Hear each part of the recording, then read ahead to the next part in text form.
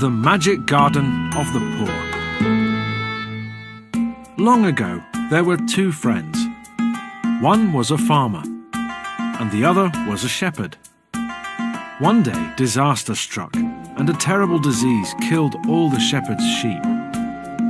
His friend, the farmer, didn't hesitate to help. He gave half his land to the shepherd so that he could become a farmer too.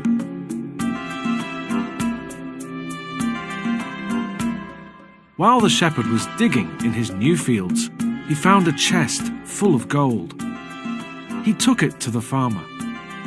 "You are rich, my friend," he said. "I found this gold on your land." "Ah," replied the farmer, "but it is your land now, so you are the rich one." The two men could not agree, so they took their problem to a wise man. The wise man asked his students what to do. The first said that the shepherd found the gold in the ground, so he should put it back in the ground. The second said that the men brought the gold to the wise man, so it should belong to the wise man. The third said that the ground was part of the nation, which belonged to the Khan, so they should give the gold to the Khan. The wise man didn't like any of these answers, so he turned to the last student. "I think because neither the farmer nor the shepherd wants the gold, we should use it to make a garden for poor people, where they can come to rest and find food."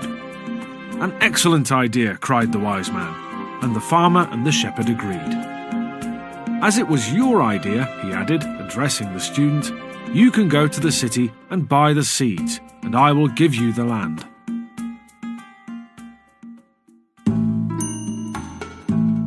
So the student left for the city.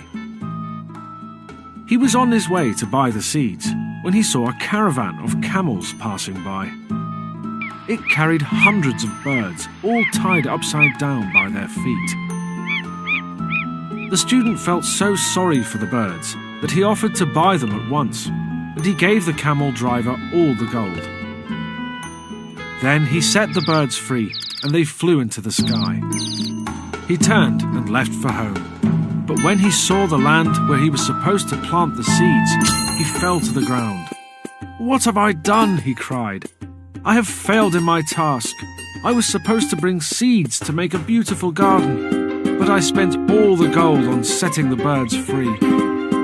The birds flying by heard the student's cries, and they passed the message to others. Then, from every corner of the land, birds came carrying seeds of every kind. They planted them on the wise man's land, and a beautiful garden sprang up.